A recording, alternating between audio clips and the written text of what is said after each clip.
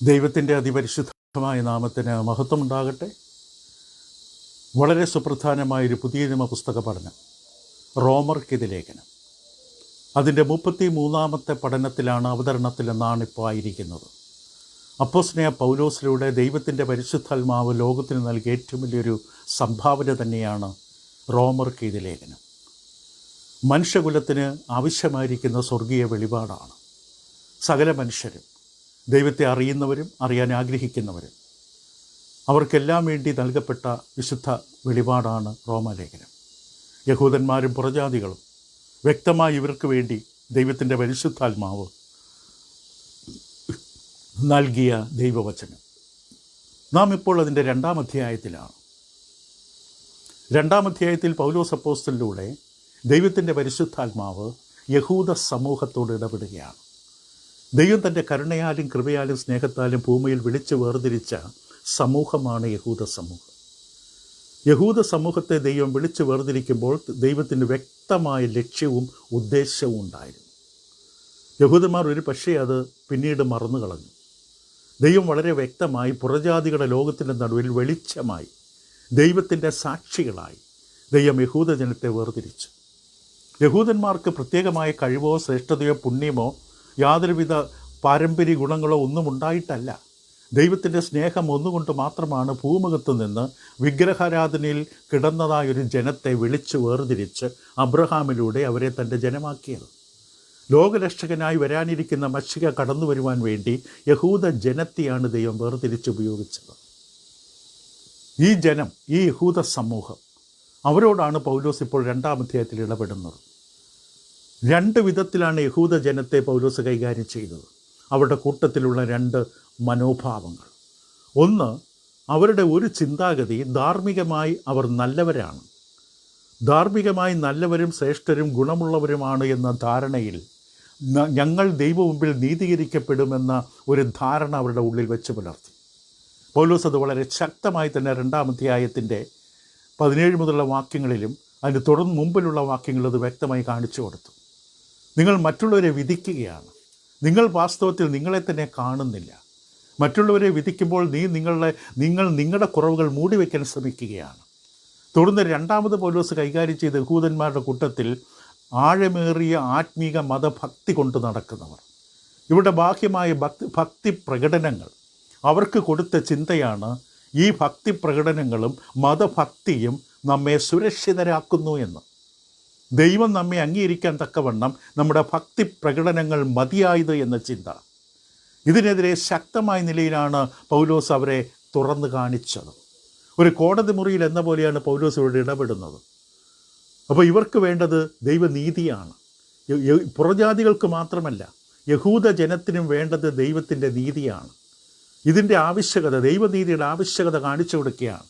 അതിനാദ്യം അവർ പാപത്തിലാണ്, കുറവുള്ളവരാണ്, വീണ് കിടക്കുന്നവരാണ് എന്നവർക്ക് ബോധ്യമുണ്ടാകണം. ഈ ബോധ്യമുണ്ടായാൽ മാത്രമേ രക്ഷപ്പെടുവാനുള്ള ആഗ്രഹമുണ്ടാവുകയുള്ളൂ. രോഗിയാണെന്ന് ബോധ്യപ്പെടാത്ത ഒരാൾ ഒരിക്കലും വൈദ്യൻ്റെ സഹായം തേടില്ല. യഹൂദജനത്തെ സംബന്ധിച്ച് അവരുടെ പാപാവസ്ഥ, അവരുടെ ജീവിതത്തിലെ സ്ഥിരതയില്ലായ്മ, സത്യസന്ധതയില്ലായ്മ, അവരുടെ കപടതകൾ അവർക്ക് കാണിച്ചു കൊടുക്കുകയാണ്. അവർ മറ്റുള്ളവരെ വിധിക്കാൻ മിടുക്കരാണ്. മറ്റുള്ള ജീവിതത്തിലെ കുറവുകളും കുറ്റങ്ങളും ബലഹീനതകളും കണ്ടെത്താൻ ജാഗരൂകരാണ്. പക്ഷേ സ്വന്തം ജീവിതത്തിലെ കുറവുകളും കുറ്റങ്ങളും അവർ തിരിച്ചറിയുന്നില്ല. ഈ വിഷയമാണ് പൗലോസ് കൈകാര്യം ചെയ്തത്. ശരിയാണ്, അവർക്ക് വിശേഷതകളുണ്ടായിരുന്നു, വളരെയധികം അനുഗ്രഹങ്ങളുണ്ടായിരുന്നു, വളരെ ശ്രേഷ്ഠമായ പദവികളുണ്ടായിരുന്നു. നമ്മൾ 33-ാമത്തെ അവതരണത്തിലാണ്. ഇവിടെ നമ്മൾ കണ്ടു യഹൂദന്മാർക്കുണ്ടായിരുന്ന അവകാശങ്ങൾ എന്തായിരുന്നു, യോഗ്യതകളുണ്ടായിരുന്നു, അവർക്ക് പ്രത്യേക സ്ഥാനമായിരുന്നു. വിശേഷതയേറിയൊരു നാമം വിളിക്കപ്പെട്ടു യഹൂദൻ. അവർക്കുള്ളതാണ്. ലോകത്തിൽ ഇത്രയും ജനതകളുടെ നടുവിൽ നിന്ന് ദൈവം ഒരു ജനതയെ മാത്രം വേർതിരിച്ച് യഹൂദൻ എന്ന പേർ അവർക്ക് നൽകി. 2-ാമത് വിശുദ്ധ ഗ്രന്ഥം അവരെ ഏൽപ്പിച്ചു. ദൈവത്തിൻ്റെ പരിശുദ്ധമായ ന്യായപ്രമാണം, ദൈവത്തിൻ്റെ ഇഷ്ടം അവർക്ക് അറിയുവാനുള്ള അവസരം കൊടുത്തു. 3-ാമത് ദൈവത്തെ തന്നെ അവർക്ക് കൊടുത്തു. അവർ ദൈവത്തിൽ പ്രശംസിക്കുന്നവരാണ്, ദൈവത്തെ അവർക്ക് കൊടുത്തു. 4-ാമത് അവർക്ക് പരിശുദ്ധമായ ഉത്തരവാദിത്തങ്ങൾ. ഈ പുറജാതികൾ ലോകത്തിന് മുമ്പിൽ വഴികാട്ടുവാൻ, മറ്റുള്ളവർക്ക് പ്രകാശം ചൊരിയുവാൻ, അവരെ പരിശീലിപ്പിക്കുവാൻ, അവരെ ഉപദേശം കൊടുക്കുവാൻ ഇവരെ ദൈവം തിരഞ്ഞെടുത്തു. പക്ഷെ വാസ്തവത്തിൽ ഇവർക്ക് ഈ ഉത്തരവാദിത്തം ഉണ്ടായിരുന്നുവെങ്കിലും ഇവർ ആ ഉത്തരവാദിത്തം വേണ്ട വിധത്തിൽ ചെയ്തില്ല. കാരണം പുറജാതികളെ ലോകത്തെക്കുറിച്ചുള്ള മനോഭാവം തെറ്റായിരുന്നു. പുറജാതികളെ അവർ അന്ധന്മാരായും ഇരുട്ടിൽ കിടക്കുന്നവരായും മൂഢന്മാരായും അപക്വതയില്ലാത്തവരുമായി തരം താഴ്ത്തി കണ്ടു. തരം താഴ്ത്തി കണ്ടാൽ ഇവർക്കൊരിക്കൽ ശുശ്രൂഷ വേണ്ട വിധം ചെയ്യാൻ പറ്റില്ല. മറ്റുള്ളവരോട് നാം ശുശ്രൂഷ ചെയ്യേണ്ടവരായ നാം ആർക്കു വേണ്ടിയാണോ ശുശ്രൂഷ ചെയ്യുന്നത് അവരെ വില കുറച്ചും ബലഹീനരും അപമാനിച്ചും കളിയാക്കിയും കൊണ്ടിരുന്നാൽ നമ്മൾ അവർക്ക് വേണ്ട ശുശ്രൂഷ ചെയ്തു കൊടുക്കാൻ പറ്റില്ല. വളരെ വ്യക്തമായിട്ട് തന്നെ പൗലോസ് ഇവർ കാണിച്ചു കൊടുക്കുകയാണ്. ഒന്നാമത് അവരുടെ അനുഗ്രഹങ്ങളെക്കുറിച്ച്, വളരെ വിശേഷതയേറിയ നന്മകളെക്കുറിച്ച്, പദവികളെക്കുറിച്ച്, ഉത്തരവാദിത്തങ്ങളെക്കുറിച്ച് പറഞ്ഞതിന് ശേഷം രണ്ടാമത് അവരുടെ ചേർച്ചയില്ലായ്മ, അവരുടെ സ്ഥിരതയില്ലായ്മ, ചേർച്ചയില്ലായ്മ. മറ്റുള്ളവരെ വിധിക്കുന്നവർ അവരുടെ മുഖത്തുള്ള അഴുക്ക് കണ്ടില്ല. ഇവിടെ കുരങ്ങൻ്റെയും കണ്ണാടിയുടെയും ഉദാഹരണം പറഞ്ഞു. മറ്റുള്ളവരിലേക്ക് വെളിച്ചം വീശുന്ന, മറ്റുള്ളവരുടെ കണ്ണിലേക്ക് പ്രകാശം ചൊരിയുന്ന ആ കുരങ്ങൻ സ്വന്തം മുഖത്തുണ്ടായിരുന്ന കളങ്കം കാണാൻ സാധിച്ചില്ല. 1-ാം അധ്യായത്തിൽ പൗലോസ് അപ്പോസ്തലൻ പുറജാതികളെക്കുറിച്ച് പറഞ്ഞ 3 പാപങ്ങളുടെ കീഴിലാണ് നിരത്തിയത്. ഒന്നാമത്തേത് വിഗ്രഹാരാധന, രണ്ടാമത്തേത് ദുർനടപ്പ്, മൂന്നാമത്തേത് അതിക്രമങ്ങൾ അല്ലെങ്കിൽ അന്യായങ്ങൾ. പക്ഷേ യഹൂദന്മാരോട് സംസാരിക്കുമ്പോൾ ഇത് നേരെ തിരിച്ചുള്ള ക്രമത്തിലാണ് നൽകപ്പെട്ടത്. 3 ചോദ്യങ്ങളാണ് ഇവിടെ നമ്മൾ കാണാൻ സാധിക്കുന്നത്. റോമർക്കെതിരെ ലേഖനം 2-ാം അധ്യായത്തിൻ്റെ 21-ാം വാക്യം മുതൽ നമുക്ക് ആ ചോദ്യങ്ങളിലേക്ക് വരാം. 2-ാം അധ്യായത്തിൻ്റെ 21-ാമത്തെ വാക്യത്തിൽ ആദ്യത്തെ ചോദ്യം ഇങ്ങനെയാണ്: ഹേ അന്യനെ ഉപദേശിക്കുന്നവനെ, നീ നിന്നെ തന്നെ ഉപദേശിക്കാത്തതെന്ത്? എന്നിട്ട് ചോദിച്ചു, മോഷ്ടിക്കരുത് എന്ന് പ്രസംഗിക്കുന്ന നീ മോഷ്ടിക്കുന്നുവോ? ഒന്നാമത്തെ ചോദ്യം അതാണ്. മറ്റുള്ളവരെ നീ ഉപദേശിക്കുന്നു, പക്ഷെ നീ നിന്നെ തന്നെ ശ്രദ്ധിക്കണം. നീ നിന്നെ കാണണം. നിനക്കാണ് കുറവ്, നിനക്കാണ് കാഴ്ചയില്ലാത്തത്. നിനക്ക് കാഴ്ചയില്ലാത്തത് കൊണ്ട് ഒരിക്കലും മറ്റുള്ളവരെ കാണാൻ പറ്റില്ല. ഉള്ളിൽ പാപവും കറയും കളങ്കവും ഒക്കെ ഉള്ള വ്യക്തിക്ക് ഒരിക്കലും മറ്റൊരാളെക്കുറിച്ച് കാണാൻ പോലും കഴിയില്ല. അതുകൊണ്ട് ക്രിസ്തു നിൻ്റെ കണ്ണിൽ കോലിരിക്കെ മറ്റുള്ളവരുടെ കണ്ണിലെ കരട് എന്തിനന്വേഷിക്കുന്നു? രണ്ടും ഒരു വസ്തുവിൽ നിന്നുണ്ടായ വസ്തുക്കളാണെന്നാണ് പറയുന്നത്, കോലും കരടും. നിൻ്റെ കണ്ണിൽ വലിയ കോലിരിക്കുകയാണ്, നിൻ്റെ കാഴ്ച മൂടിയിരിക്കുകയാണ്, നിൻ്റെ ദർശനം മങ്ങിക്കിടക്കുകയാണ്. അങ്ങനെയുള്ള നിനക്ക് എങ്ങനെ മറ്റുള്ളവരെ കാണാൻ പറ്റും? നീ നിൻ്റെ പാപത്തെ കഴുകി വെടുപ്പാക്കുമ്പോൾ നീ പിന്നെ ഒരിക്കലും മറ്റുള്ളവരെ കാണില്ല. കാരണം മറ്റുള്ളവരെ കാണാൻ എനിക്ക് അർഹതയും യോഗ്യതയുമില്ല എന്ന് തിരിച്ചറിഞ്ഞ് എളിമപ്പെടുകയും എന്നെ തന്നെ സ്വയം ശുദ്ധീകരിക്കാൻ വേണ്ടി ദൈവത്തിലെ താഴുകയും ചെയ്യും. മറ്റുള്ളവർ നേരെ വിരൽ ചൂണ്ടുന്ന വ്യക്തികൾ എപ്പോഴും സ്വന്തം കുറവുകൾ മറച്ചു വയ്ക്കാനും ആത്മീക അന്ധരുമാണ്. അപ്പോൾ നീ നിന്നെ തന്നെ ഉപദേശിക്കാത്ത, എന്നിട്ട് ചോദ്യങ്ങൾ ചോദിക്കുകയാണ്. നീ മോഷ്ടിക്കരുതെന്ന് പ്രസംഗിക്കുന്നു, പക്ഷെ നീ മോഷ്ടിക്കുന്നുവോ? ഇവിടെ മോഷണം എന്ന് പറയുന്ന ലജ്ജയില്ലാത്ത പരസ്യമായിട്ടുള്ള ഒരു മോഷണത്തെക്കുറിച്ചല്ല. ഉദാഹരണത്തിന് ബാങ്ക് കവർച്ച എന്നതുപോലെ പരസ്യമായി ലജ്ജാകരമായ ഒരു വലിയ പ്രവൃത്തിയെക്കുറിച്ചല്ല. ഇത് വളരെ ശാന്തമായി രഹസ്യമായി ഒളിച്ചും പാത്തും നടത്തുന്ന മോഷണം. ദൈവം 10 കൽപ്പനകൾ കൊടുക്കുമ്പോൾ 8-ാമത്തെ കൽപ്പനയായി കൊടുത്തത് അന്യൻ്റെ വസ്തുക്കൾ മോഷ്ടിക്കരുത്. പുറപ്പാട് 20:15. അന്യൻ്റെ വസ്തു മോഷ്ടിക്കരുത്. യഹൂദന്മാരെ സംബന്ധിച്ച് മറ്റുള്ളവരുടെ സ്വന്തമാക്കുവാൻ എപ്പോഴും അവർ ജാഗ്രതയുള്ളവരായിരുന്നു. മറ്റുള്ളവരുടേത് കൈവശമാക്കണം. അത് മോഷണമാണ്. മോഷണത്തിന്റെ പട്ടികയിൽ വരും. യഹൂദ നേതാക്കന്മാരെക്കുറിച്ച് പറഞ്ഞത് മർക്കോസിൻ്റെ സുവിശേഷം 11-ാം അധ്യായത്തിൻ്റെ 17-ാം വാക്യത്തിൽ അവരെക്കുറിച്ച് ഇപ്രകാരമാണ് വിശേഷിപ്പിച്ചത്. മർക്കോസ് 11:17. പിന്നെ അവരെ ഉപദേശിച്ച്, എൻ്റെ ആലയം സകല ജാതികൾക്കും പ്രാർത്ഥനാലയം എന്ന് വിളിക്കപ്പെടുമെന്ന് എഴുതിയിരിക്കുന്നില്ലയോ? നിങ്ങളും അതിനെ കള്ളന്മാരുടെ ഗുഹയാക്കി തീർത്തു. ദൈവത്തിൻ്റെ ആലയം, പ്രാർത്ഥനയ്ക്ക് വേണ്ടിയുള്ള ആലയത്തെ കള്ളന്മാരുടെ ഗുഹ. ജനങ്ങളെ വഞ്ചിച്ചും മോഷ്ടിച്ചും പിടിച്ചു പറിച്ചും വരുമാനം ഉണ്ടാക്കുവാൻ വേണ്ടി മത നേതാക്കന്മാർ കണ്ടുപിടിച്ച മാർഗം.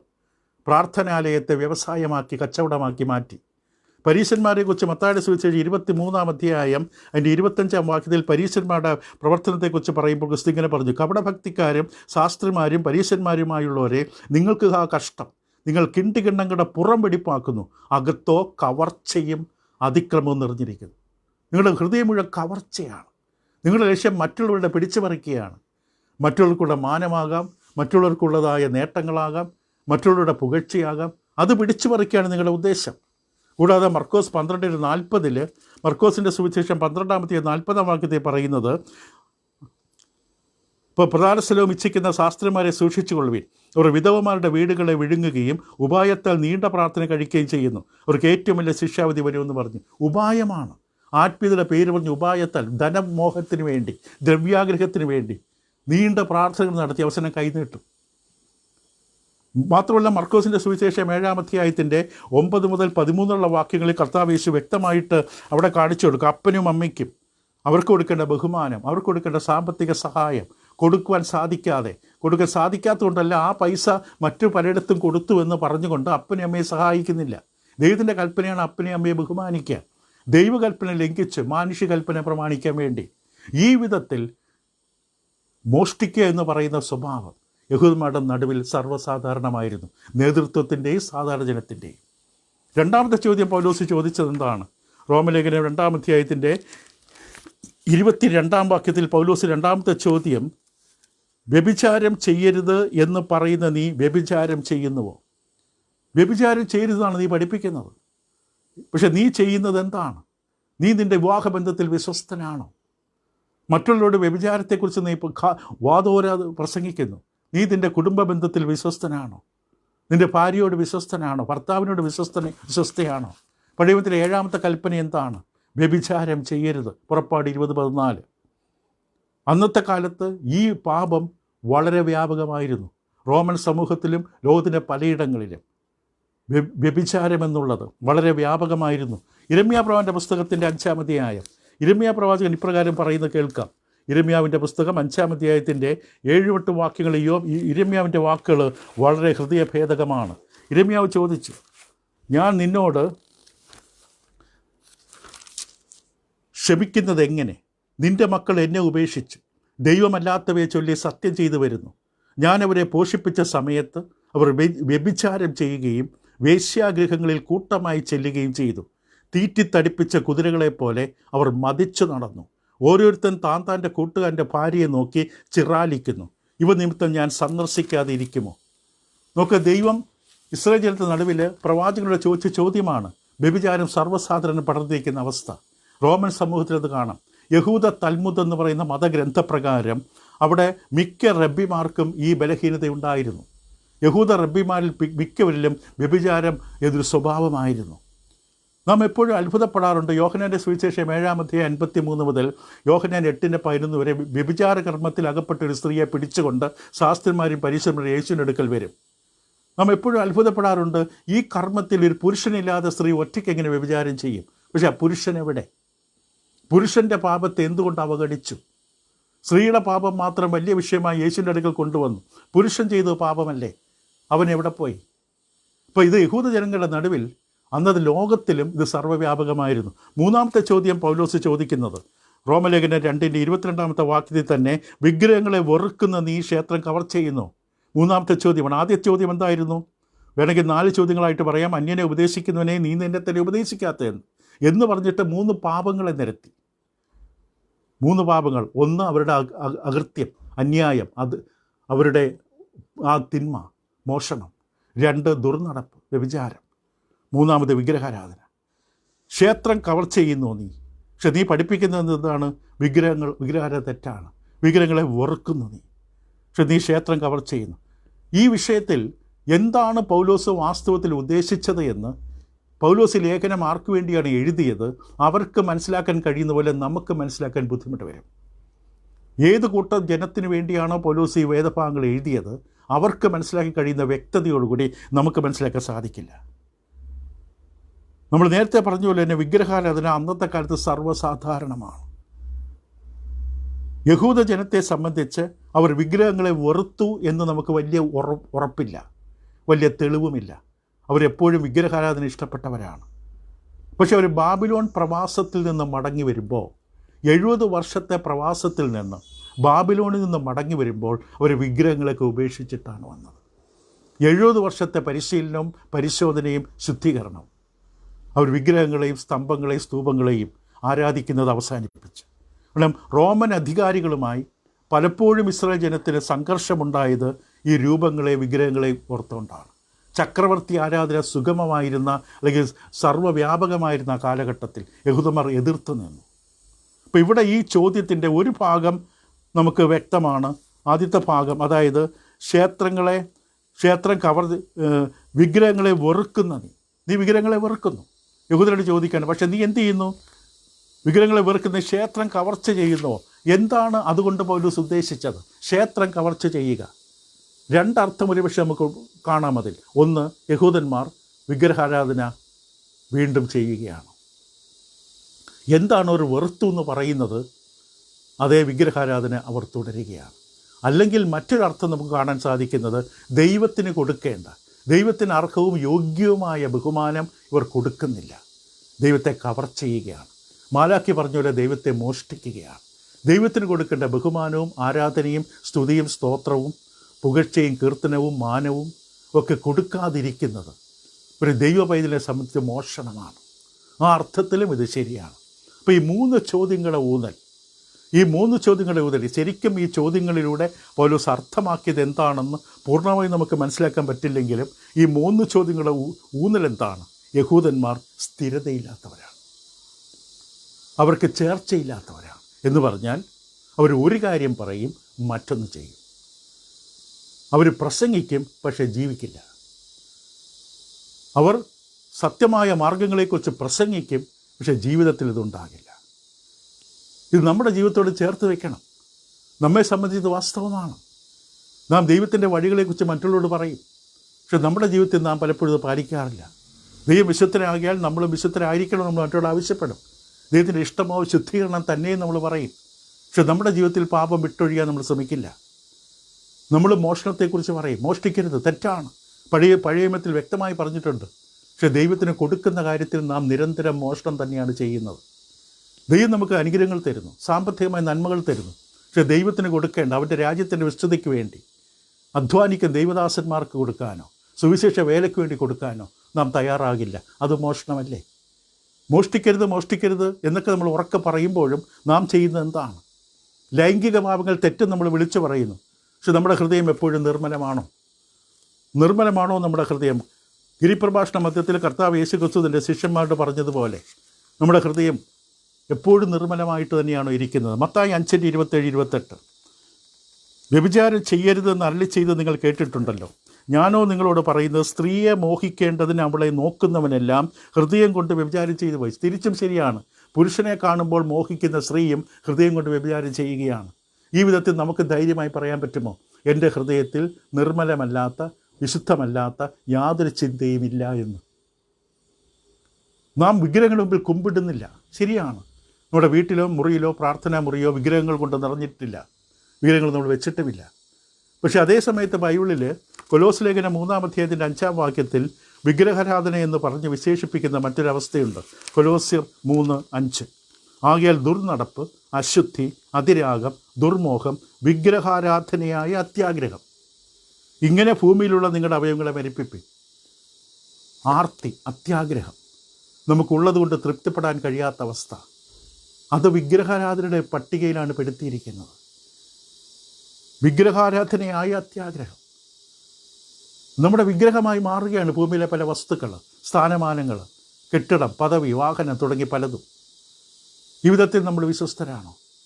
ഈ ചോദ്യങ്ങൾ നമ്മുടെ മേലും വരികയാണ്. അപ്പോൾ നമ്മൾ ആദ്യം കണ്ടു, ശ്രദ്ധേയമായ പദവികളാണ് യഹൂദ ജനത്തിനുണ്ടായിരുന്നത്. അവരുടെ പേര്, അവർക്ക് കിട്ടിയ പ്രമാണം, ദൈവത്തെ തന്നെ അവർക്ക് കൊടുത്തു. ജാതികളുടെ നടുവിൽ ദൈവത്തെക്കുറിച്ച് അറിയിച്ചു കൊടുക്കാൻ, വെളിച്ചം പകരാനുള്ള ഉത്തരവാദിത്തങ്ങൾ. പക്ഷേ അതേ സമയത്ത് സ്ഥിരതയില്ലായ്മ, അവരുടെ ജീവിതത്തിൽ ചേർച്ചയില്ലായ്മ യഹൂദൻ്റെ പ്രശ്നമാണ്. അവർ പറയുന്നതൊന്ന്, ഇരിക്കുന്നത് മോശ ന്യായപീഠത്തിൽ, ചെയ്യുന്ന നേരെ വിപരീതമായി. മൂന്നാമത്തത് ഭയാനകമായ പ്രത്യാഘാതത്തെക്കുറിച്ച് നമുക്ക് ചിന്തിക്കാം. നമുക്ക് തുടങ്ങി വെച്ചത് ബാക്കി നമുക്ക് അടുത്ത ദിവസം ചിന്തിക്കാം. ഭയാനകമായ പ്രത്യാഘാതം, ട്രാജിക്കായിട്ട് റിസൾട്ടാണ് വരുന്നത്. ഇപ്പോൾ പൗലോസ് ഒരു ചോദ്യം കൂടെ വാസ്തവത്തിൽ ചോദിക്കുകയാണ്. റോമലേഖനം 2-ാം അധ്യായത്തിൽ ആ ചോദ്യം 23-ാമത്തെ വാക്യത്തിൽ കാണാം. ന്യായപ്രമാണത്തിൽ പ്രശംസിക്കുന്ന നീ ന്യായപ്രമാണ ലംഘനത്താൽ ദൈവത്തെ അപമാനിക്കുന്നുവോ?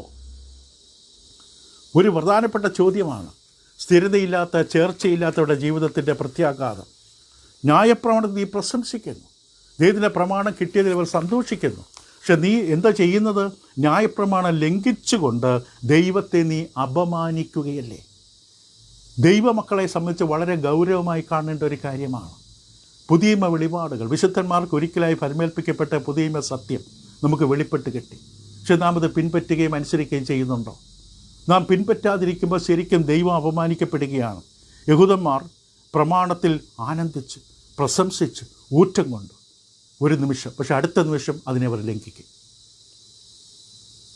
തകർന്നു വീഴാൻ പോകുന്ന ഒന്നിനെ ചാരി നിൽക്കുന്നത് എന്നും അപകടമാണ്. നമ്മൾ ചാരി നിൽക്കുന്നത് തകർന്നടിഞ്ഞ് വീഴുമെന്ന് ഉറപ്പുണ്ടെങ്കിൽ അവിടെ ചാരി നിൽക്കരുത്.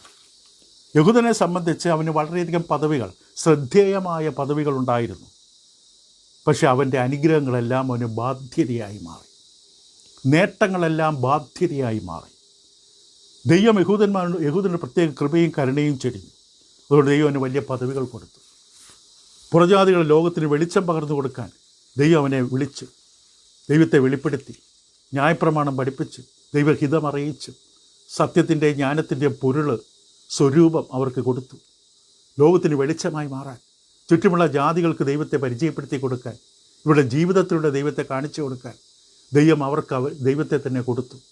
പക്ഷെ അവരുടെ ജീവിതം അവരിൽ കാണുന്ന വെളിച്ചം ഇരുട്ടായി മാറി. അവർ ദൈവത്തെ പ്രകാശിപ്പിക്കാൻ പരാജയപ്പെട്ടു. അവരെ കണ്ടവർ പറഞ്ഞു, ഇവരുടെ നടുവിലേക്ക് ഞങ്ങളില്ല.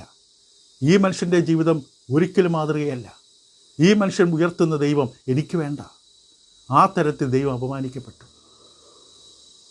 യാക്കോബിൻ്റെ പുസ്തകം 3-ാം അധ്യായത്തിൻ്റെ 1-ാം വാക്യത്തിൽ, സഹോദരന്മാരെ, അധികം ശിക്ഷാവിധി വരുമെന്നറിഞ്ഞ് നിങ്ങളിൽ അനേകർ ഉപദേഷ്ടക്കന്മാർ ആകരുത്. അനേക ശിക്ഷാവിധി വരും. ദൈവം നമ്മെ പരമേൽപ്പിച്ച് നമ്മൾ കൈകാര്യം ചെയ്തില്ലെങ്കിൽ വലിയ ശിക്ഷാവിധിയാണ് വരാൻ പോകുന്നത്. പഴയ നിയമത്തിൽ ആമോസ് എന്ന പുസ്തകം, ആമോസ് എന്ന പ്രവാചകനുള്ള ദൈവം ചോദിച്ചതാണ്, ഭൂമിയിലെ സകല വംശങ്ങളിൽ വെച്ച് ഞാൻ നിങ്ങളെ മാത്രം തിരഞ്ഞെടുത്തിരിക്കുന്നു. ഭൂമിയിലെ സകല വംശങ്ങളിൽ വെച്ച് ഇസ്രായേലിനോട് പറയുകയാണ് ദൈവം, ഞാൻ നിങ്ങളെ മാത്രം തിരഞ്ഞെടുത്തിരിക്കുന്നു. അതുകൊണ്ട് ഞാൻ നിങ്ങളുടെ അകൃത്യങ്ങളൊക്കെ നിങ്ങൾ സന്ദർശിക്കും. ദൈവം തിരഞ്ഞെടുത്ത മനുഷ്യരെ ദൈവം പ്രത്യേകമായി കഴുകും, വെടിപ്പാക്കും, വിശദീകരിക്കും, അവിടെ പാപങ്ങളെ സന്ദർശിക്കും. ഭൂമിയിലെ മറ്റ് ജനങ്ങളുടെ നടുവിൽ നിന്നാണ് ദൈവം തൻ്റെ മക്കളെ വിളിച്ച് വേർതിരിച്ചത്, സുവിശേഷത്തിലൂടെ ദൈവത്തിൻ്റെ ജനമായി. അപ്പോൾ അവരുടെ ജീവിതത്തെ, അതുകൊണ്ടാണ് പത്രോസ് പറഞ്ഞത്, ന്യായവിധി ദൈവഗൃഹത്തിൽ ആരംഭിക്കാൻ സമയമായി.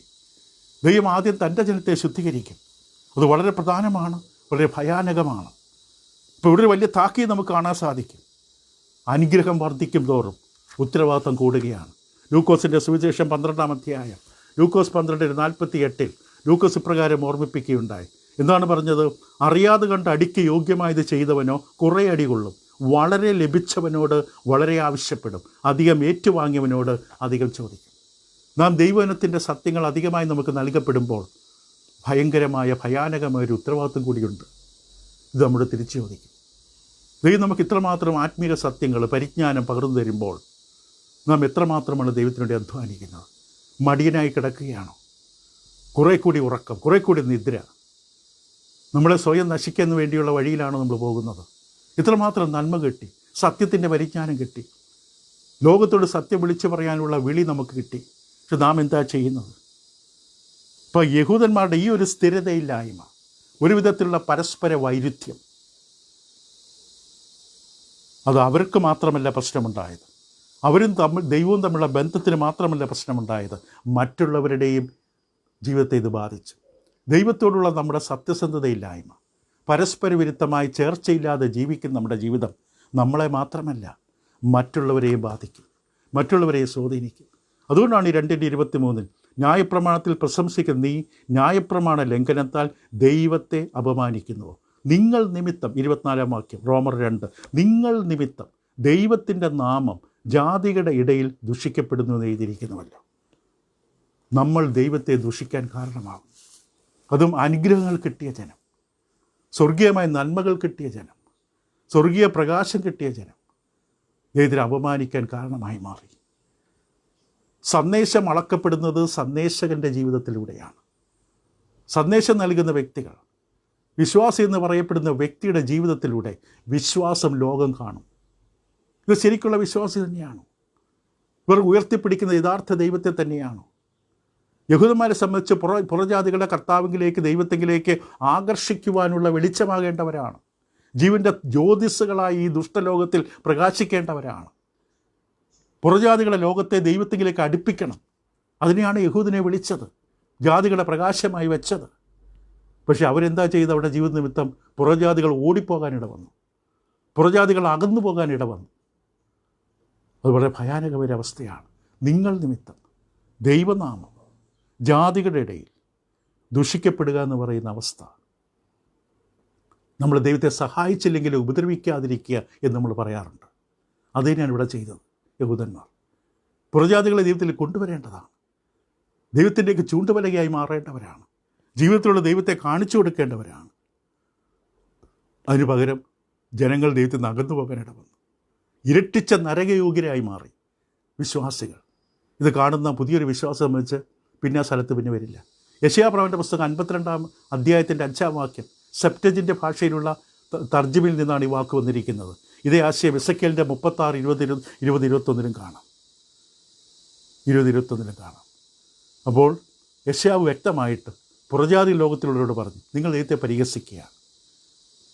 കാരണം നിങ്ങൾ വിചാരിക്കുന്നത്, പുറജാതി ലോകം വിചാരിച്ചു അവിടെ ദൈവത്തിന് കഴിവില്ലാത്തതുകൊണ്ടാണ് അവരെ അടിമകളാക്കിയത്, പ്രവാസത്തിൽ പോകേണ്ടി വന്നത്. പക്ഷെ പ്രവാചകൻ പറഞ്ഞു, ദൈവത്തിൻ്റെ കഴിവില്ലായ്മ കൊണ്ടല്ല, നിങ്ങളുടെ പാപം കൊണ്ടാണ്. നിങ്ങളുടെ പാപമാണ് ഈ അടിമത്തത്തിന് കാരണമായി മാറിയത്. നിങ്ങളുടെ പാപം നിമിത്തം, നിങ്ങളുടെ ദുഷ്പ്രവൃത്തികളും അനുസരണക്കേടും നന്ദിയില്ലായ്മയും നിമിത്തം ദൈവമാണ് അപമാനിക്കപ്പെടുന്നത്. നിങ്ങൾ നേരായി ജീവിച്ചിരുന്നെങ്കിൽ ദൈവം നിങ്ങളെ അനുഗ്രഹിക്കുമ്പോൾ പുറജാതികൾ അത്ഭുതപ്പെടും. ആദിമ നൂറ്റാണ്ടിലെ സഭ എങ്ങനെയായിരുന്നു? പുറത്തുള്ള മനുഷ്യർ സഭയെക്കുറിച്ച് വളരെ ബഹുമാനത്തോടെ കണ്ടു. കാരണം സഭയിൽ ദൈവത്തിൻ്റെ സാന്നിധ്യം ഉണ്ടായിരുന്നു. അവിടെയുള്ള വിശ്വാസികളുടെ ജീവിതം വളരെ പ്രകടമായിരുന്നു. ഇപ്പോൾ പൗലോസിൻ്റെ ജീവിതത്തിലും പൗലോസിൻ്റെ കാലഘട്ടത്തിലും ഇത് വ്യക്തമാണ്. യഹൂദന്മാരുടെ ജീവിത രീതി ദൈവനാമം അപമാനിക്കിടവന്നു. ഇപ്പം പൗലോസ് ഇവിടെ ജീവിതത്തിൻ്റെ തകർച്ചയെ കാണിച്ചപ്പോൾ യെശയ്യാവ് ഒരു ദൗർഭാഗ്യത്തെയാണ് ചൂണ്ടിക്കാണിച്ചത്. രണ്ടും ദൈവനാമം അപമാനിക്കാൻ ഇടവന്നു. ധാർമ്മിക പരാജയം, ഇപ്പോൾ യുദ്ധങ്ങൾ തോക്കുന്നത് പോലെയാണ് ധാർമ്മിക പരാജയം. അത് ദൈവത്തിന് അപമാനം വരും. ഒരു ദൈവ പൈതൽ പരാജയപ്പെടുമ്പോൾ, ഒരു പ്രതികൂല നടുവിൽ ഭയപ്പെട്ട് നിൽക്കുമ്പോൾ, ഒരു വിശ്വാസി ഞാൻ മരണത്തെ പേടിക്കുന്നു എന്ന് പറയുമ്പോൾ, എൻ്റെ മക്കളുടെ ഭാവി എന്തായിത്തീരുമെന്ന് ആകുലപ്പെട്ടൊരു വിശ്വാസം നിൽക്കുമ്പോൾ ദൈവം അപമാനിക്കപ്പെടുകയാണ്. ലോകം ചോദിക്കും, നീ എന്ത് വിശ്വാസിയാണ്? നിൻ്റെ ദൈവത്തിന് കഴിവില്ലേ? നിൻ്റെ ദൈവത്തിന് നിൻ്റെ കാര്യങ്ങൾ നടത്തി തരുവാൻ കഴിവില്ലേ? നിനക്കൊരു ഉറപ്പില്ലേ? ഇപ്പോൾ ലോകം ഒരു വിശ്വാസിയെ കണ്ടുകൊണ്ട് ദൈവത്തെ അളക്കുകയാണ്, ദൈവത്തെ വിധി നടത്തുകയാണ്. നമ്മുടെ ആത്മജീവിതം ഒരു ചൂണ്ടുവലയാകണം, നാം ഒരു പത്രമാകണം.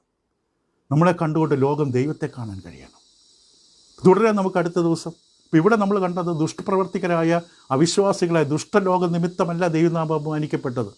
സത്യസന്ധയില്ലാത്ത, സമർപ്പണമില്ലാത്ത, നിശ്ചയമില്ലാത്ത, സ്ഥിരതയില്ലാത്ത ദൈവമക്കളെന്ന് പറഞ്ഞ് കൊണ്ട് നടക്കുന്നവർ നിമിത്തം ദൈവം അപമാനിക്കപ്പെട്ടു. ബൈബിളും കൊണ്ട് നടക്കുന്നവർ നിമിത്തം ദൈവം ദുഷിക്കപ്പെടുന്നു ലോകത്തിൽ. ബൈബിൾ പ്രസംഗിക്കുന്നവരിലൂടെ ദൈവം കളിയാക്കപ്പെടുന്നു. എന്തൊരവസ്ഥയാണ്! ഇതാണ് അന്നും നടക്കുന്നത്, ഇന്നും നടന്നത്, അല്ലെങ്കിൽ അന്നും നടന്നത്, ഇന്നും നടക്കുന്നത്. ഇന്ന് ലോകമെങ്ങും ദൈവം അപമാനിക്കപ്പെടുന്നു. കാരണം ദൈവമക്കൾ, ദൈവദാസന്മാർ എന്ന് പറയുന്നവർ മനുഷ്യനിർമ്മിതങ്ങളായ മത സംവിധാനങ്ങളിലും ഒക്കെ പ്രവർത്തിച്ചുകൊണ്ട് ദൈവത്തെ അപമാനിച്ചുകൊണ്ടിരിക്കുകയാണ്. തുടരെ നമുക്ക് അടുത്ത ദിവസം കൂടുതലായിട്ട് വിഷയം ഭയാനകമായ കാര്യങ്ങളാണ്. ഇന്നത്തെ വിഷയമാണ്, ഇന്നത്തെ കാലഘട്ടത്തിൻ്റെ നേർരേഖയാണ്. ഇവിടെ മറ്റുള്ളവരെ വിധിക്കുന്നതിന് മുമ്പ് നാം നമ്മളിലേക്ക് നമ്മുടെ കണ്ണാടി തിരിക്കാം. ആ കുരങ്ങൻ്റെയും കണ്ണാടിയുടെ കഥ മറക്കരുത്. നമ്മളിലേക്ക് നോക്കാം.